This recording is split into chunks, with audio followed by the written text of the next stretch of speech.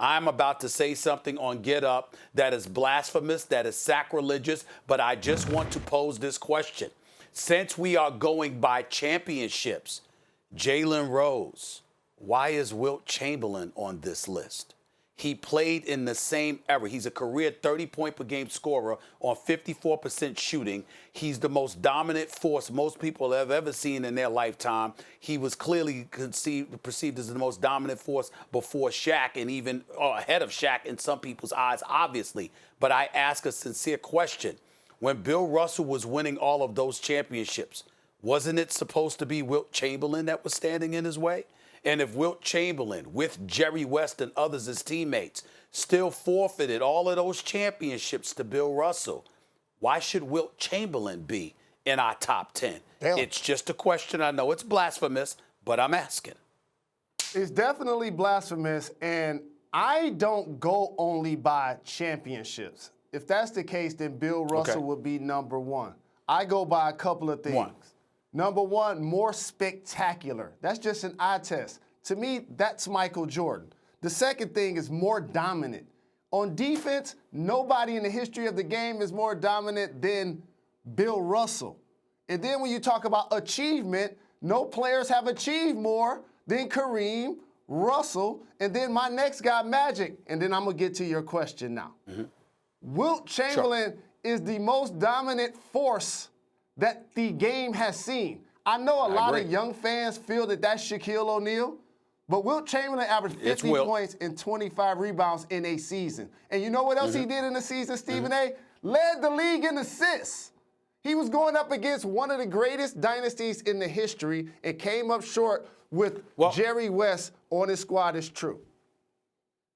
I want to emphasize before we get off the air, Greeny and Jalen, is that Jalen's absolutely right. I agree with you. But the reason why I pose that question is because on too many occasions when we're judging the modern day player, against them is what they did or did not, or actually what they didn't do in big moments, particularly compared to great talent. So in other words, there's a Hall of Fame, but there's certain rooms and certain floors that people belong on compared to others. We've done stuff like that, but we've never done it with Wilt Chamberlain, who religiously lost to Bill Russell. All I'm saying is that those are the kind of things. Sonny Hill or somewhere in Philadelphia wanting to throw water on me for crying out loud for being so blasphemous with what I'm saying. I totally agree with you. I'm there. I just felt the question needed to be asked because of how we judge the modern day player. If we're going to judge the modern day player that way, didn't Wilt come up short as dominant as he was? He only has 2 rings. Stephen A., let me ask you a different question. I love Sonny Hill, who represents Detroit just like you do. And let me just tell you something. For a guy like LeBron James, he still has more to achieve to me, Greeny, in order to be the second greatest player in the history of basketball. I just think it's short-sighted for people who have a wealth of knowledge to allow him to leapfrog certain people that he has not achieved what they've achieved, has not been as dominant as have they been dominant. Stephen A., you can go points, rebounds, assists. They all got that. Teammates. All-Star games, they all got that. All NBA, they all got that. Right. So here's what I say is difference. When they were at their apex, how dominant were they amongst their peers? Right now, if you look at Michael Jordan in The Last Dance, you see all of these Hall of Fame players that he stopped from literally winning championships.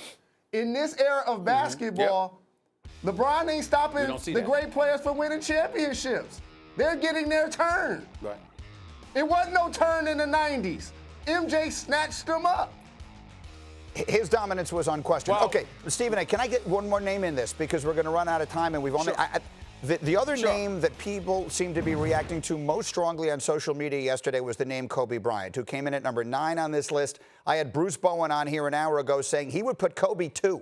Bruce's list had Michael 1 and Kobe 2. Do you believe, and of course a lot of the fun is taken out of this part of the conversation considering the circumstances, but we're talking about the careers here. Do you believe that Kobe should have been higher on the list? No, I do not. And I told, listen, God rest his soul, when Kobe was alive, he and I talked about this. I didn't even consider him top 5. I definitely considered him top 10, but not top 5. But here's the ultimate indictment. Anytime you think of Kobe Bryant, you think of Michael Jordan and how he came behind Michael Jordan. And so as a result, you have somebody that played his position that is clearly in front of him. And I think ultimately what will forever be held against Kobe Bryant was that he separated from Shaquille O'Neal. All of that plays into it because instead of 5 titles, he might have had 7 or 8 titles had they stayed together. People look at that and they say that comes into the equation as well. Sure, you proved that you could win without Shaq, but you could have been on the floor doing your thing. But also you two, both you and Shaq, could have worked better together as teammates and made sure that you kept that bond tight and together as opposed to severing it. I think that gets held against Kobe, and that's why he falls out of the top 5. Quick thought, Jalen, go. And for me, I have Kobe higher on my list. I think I had him at 7. 5 of the 10 players to me, LeBron for the top 5 can go either way depending on your opinion. And then when you go 6 through 10, the other 4 guys are basically your taste. Kobe Bryant, Larry Bird, Tim Duncan, Shaquille O'Neal. That's 6 through 10 people going to always question. And frankly, if you're going 11 and 12, for me, you got to get Hakeem Olajuwon and Oscar Robertson in there. As a young basketball fan whose biological father played in the league that I didn't know, trust me, I did a lot of history. I got a lot of basketball cards of trying to figure out who's the greatest of the great. And trust me, LeBron James is on his way, but I ain't ready to put him in front of Magic Johnson yet. I'm just sorry. Yeah. At some point in this, I think we all fall by generational lines. If my dad was here, he would be screaming at the television, guys, Oscar Robertson was better than any of these guys. I don't care what you say. And that's just kind of the way the world works. Thank you for watching ESPN on YouTube. For live streaming sports and premium content, subscribe to ESPN+.